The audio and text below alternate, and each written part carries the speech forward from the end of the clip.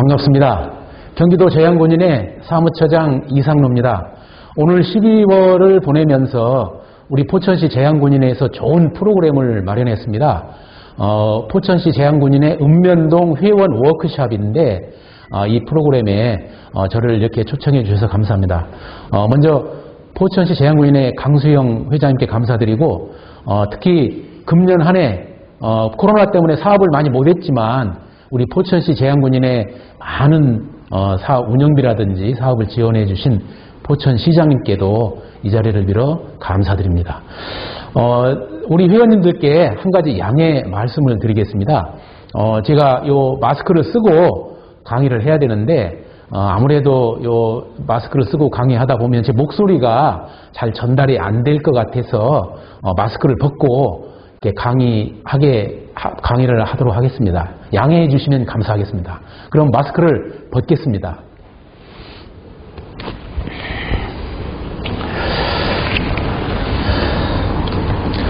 오늘 제가 여러분과 같이 나누고자 하는 이야기는 금년이 6.25 한국전쟁 70주년입니다. 그래서 6.25 70주년에 대해서 다시 한번 생각해보고 우리 안보의 큰 축인 한미동맹에 대해서 여러분과 같이 나눠보고자 합니다. 먼저 간단히 제 소개를 좀 드리겠습니다. 저는 정훈장교로 군생활하면서 육군 중령으로 전역했습니다. 그래서 현재 통일교육원과 재난안전, 청소년 인성교육 강사를 하면서 경기도 제양군인의 사무처장 겸 안보부장을 겸하고 있습니다. 포천은 제가 소대장을 할 때 맨 처음 이쪽 하신곡에서 제가 소대장을 했기 때문에 항상 여기에 오면은 고향에 오는 듯한 포근함을 느낍니다. 그래서 오늘 우리 읍면동 회원 여러분들 앞에 이렇게 영상이지만 이렇게 쓰니까 너무 반갑습니다. 금년 한 해 이제 저물고 있습니다. 많이 힘들었습니다. 우리 회원님들 친척이라든지 자녀, 지인분들이 많이 어려운 일을 겪은 분들이 많이 있을 겁니다. 지금 많은 국민들이 이 화면에 나와 있는 이 이야기대로 코로나야 가라! 이러한 이야기를 마음으로 외치고 있습니다. 그리고 많은 우리의 일상이 스톱이 됐습니다. 우리가 금년 초에 작년 연말에 이제 시작이 됐는데요. 이 코로나가 처음에 시작될 때만 해도 감염병 몇 개월이면 끝나겠지. 그런데 돌이켜 보니까 어떻습니까? 모든 것을 다 바꿔놓고 있습니다. 특히 지금 이제 3차 대유행이라 해서 우리나라뿐만 아니고 전 세계적으로 많이 확산되고 있는데요. 지금 수도권은 2단계 플러스 알파 이렇게 해서 모든 것이 멈춰 있습니다. 그래서 사실상 3단계에 준하는 이런 조치를 하고 있는데 아마 이 방송을 보는 우리 회원님들 자녀분이라든지 가족, 친지 또 지인들 이 코로나로 인해서 많은 고통을 받는 분들이 많이 있을 겁니다. 당장 저하고 아주 친한 그 친구의 아들이 있습니다. 지금 국내 모 항공사의 부조종사로 그래서 자랑도 많이 하고 잘 나갔는데 지난 5월에 6개월 권고 휴직 명령을 받았습니다. 근데 그때는 급여가 60% 정도 나왔어요. 근데 지난달에 이제 권고 사직을 받았습니다. 그래서 그 친구가 너무 걱정을 하는 겁니다. 그 걱정이 그 친구만의 걱정이 아닙니다. 우리 이 방송을 보는 우리 회원님들과 또 저의 걱정이고 우리 회원님들의 걱정일 수가 있습니다. 제가 여러분과 함께 나누고 싶은 이야기는 금년이 6.25 70주년입니다. 그래서 6.25 전쟁의 배경, 그 다음에 우리 북진작전, 그 다음에 인천 상륙작전하고 한미동맹에 대해서 여러분과 함께 나누고자 합니다. 먼저 오늘 주제 영상을 6.25 70주년에 관련된 주제 영상을 한번 보시도록 하겠습니다.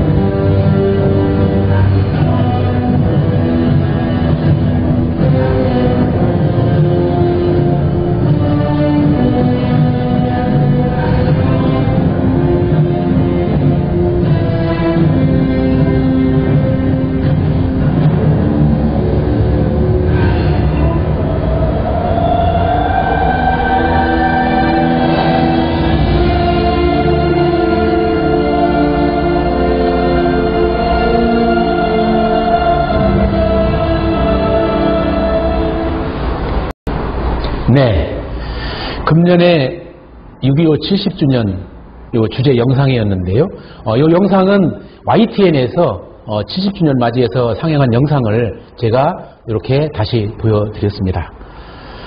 6.25 전쟁 배경에 대해서 지금까지 많이 우리가 들었고 이렇게 해서 이제 아실 텐데 저는 조금 새로운 각도에서 오늘 여러분과 함께 나누고자 합니다. 해방 45년 해방 이후에 아시다시피 좌우익이 많은 대립을 했습니다. 우리나라는. 그런데 특히 그 중에서 이제 좌우익 대립을 심화시킨 하나의 계기가 있었습니다. 그게 뭐냐면 모스크바에서 열린 미국, 영국, 소련 이 3개국 외상들이 회의에서 나온 그 뒤에 보도 내용인데요. 그 내용이 뭐냐면 이 회담 후에 사실과 다르게 어떻게 보도가 됐냐면 미국은 신탁 통치를 반대한다. 그리고 소련은 신탁 통치를 찬성한다. 이러한 이야기가 동아일보를 비롯해서 대대적으로 다 보도가 됐어요. 그런데 이 보도를 본 우리 국민들은 뭐야 이게? 지금 우리가 해방된 지 얼마나 됐다고? 다시 또 신탁 통치야? 안 돼! 해가지고 전 국민들이 다 들고 일어났습니다.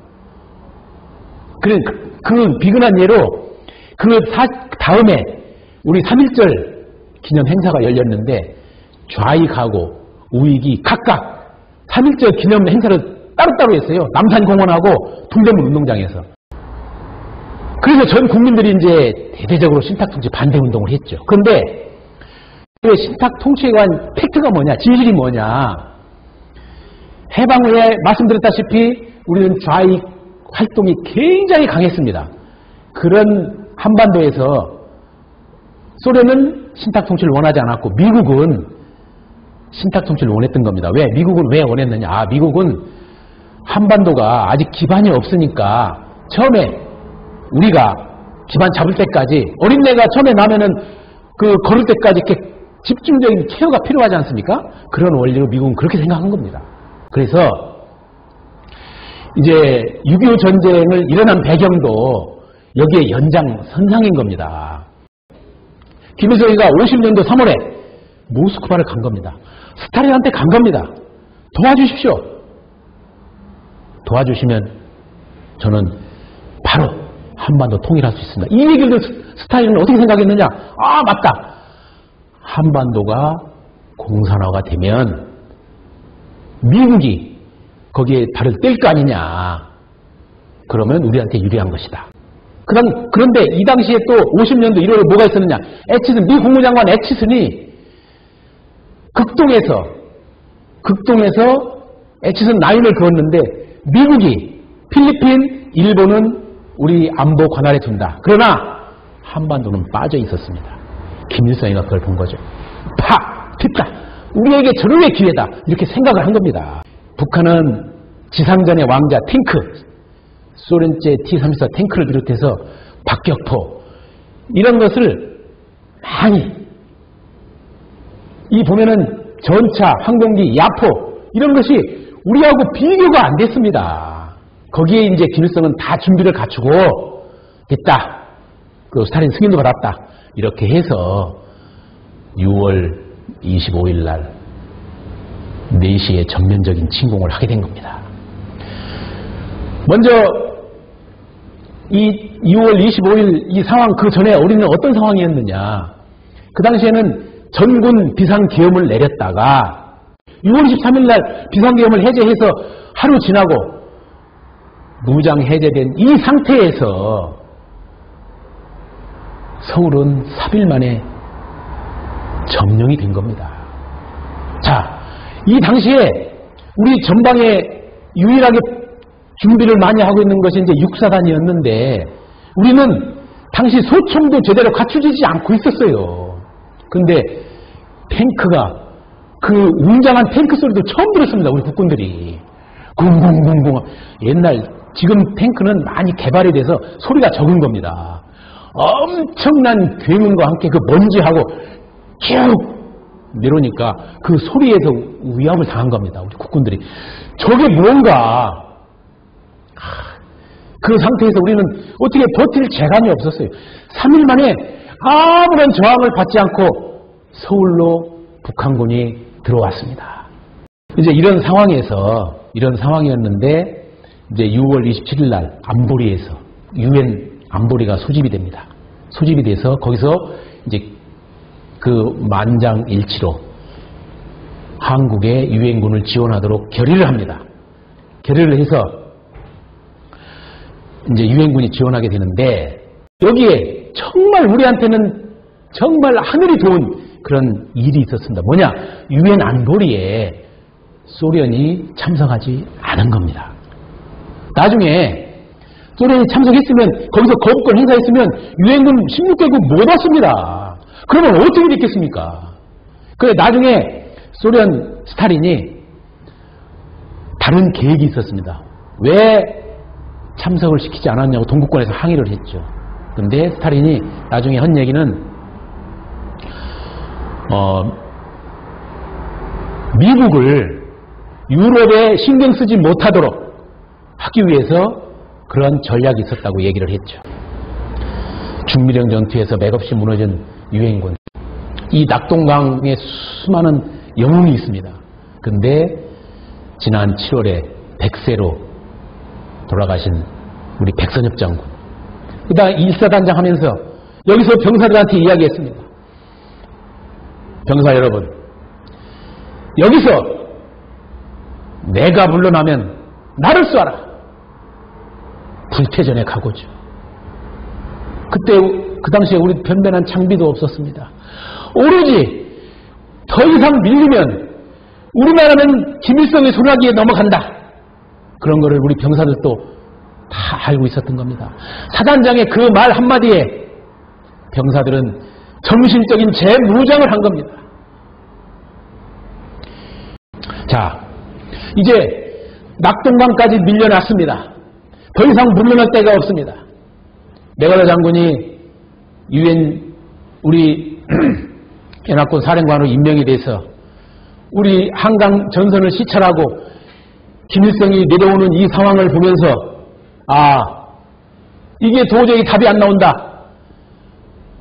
이걸 어떻게 난관을 극복할 것이냐 이런 생각을 하는 끝에 메가더 장군은 상당히 큰 결정을 합니다. 인천으로 해서 북한군의 허리를 잘라야 되겠다. 메가더 장군은 웨스트포인트 수석으로 졸업하고 상당히 그 전략적인 감각이 뛰어난 장군이었습니다. 메가더 장군의 그런 생각이 보면은 이 주력군을 인천으로 해서 허리를 잘라야 된다는 이런 그 전략을 폈는데 한편 이때 중공군은 이 미군의 전략을 알고 김일성한테 머지않아 미군이 연합군과 인천으로 해서 작전을 할 것이다 하는 것을 얘기해 줬는데 그걸 간과했다는 것이죠. 김일성이 간과했다는 것이죠. 그래서 쭉 하는데 메가더 장군이 인천 상륙작전 영화 많이 나왔지 않습니까? 5,000분의 1. 이 작전이 쉽지 않았습니다. 미의회, 미합참에서 인천으로 해서 김일성 북한군의 병참선을 자르고 작전을 펴서 6.25 이 북한군을 정리를 하겠습니다 하니까 미합참, 미 육군본부 다 반대했습니다. 미의회에서도 반대했습니다. 안 된다. 왜? 거기는 조수 간만이 차가 크고 상륙작전 지형으로 전혀 안 맞는다. 그러니까 메가더 장군이 의회에서 설득했습니다. 지금 의원님이 얘기한 그 이유 때문에 저는 인천으로 가려고 하는 겁니다.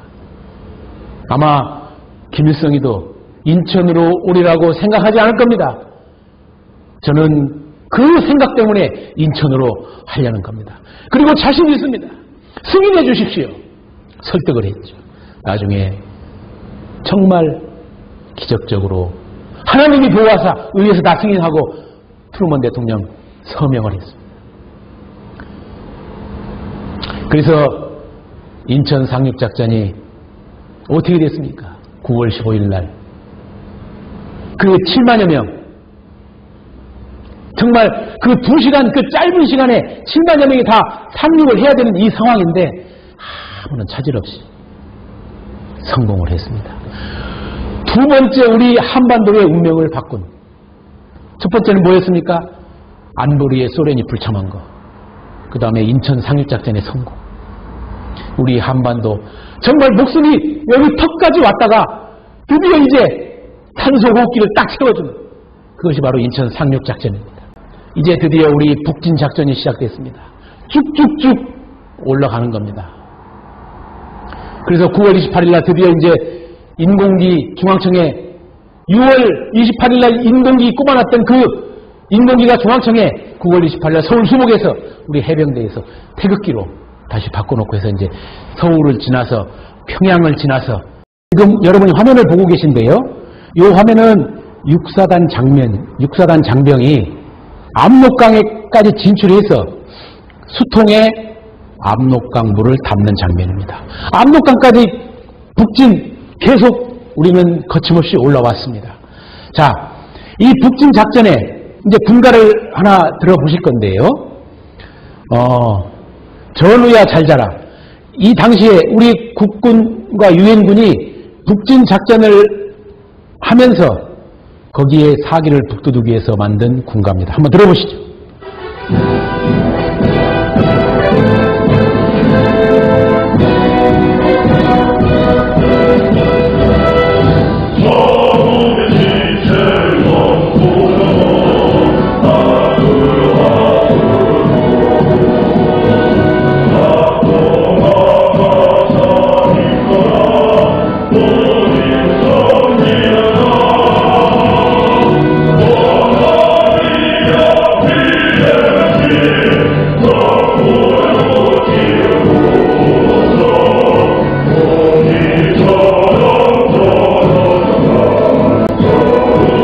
음악은 여기까지만 듣겠습니다.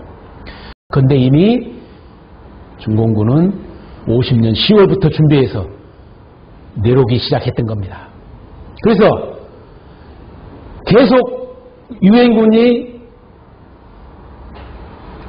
함흥을 지나서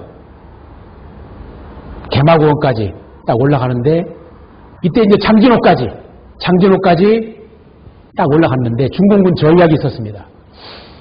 국군과 유엔군을 올라오도록 기다렸다가 포위를 한 겁니다. 포위. 이 개마고원 근처에 있는 이 장진호에서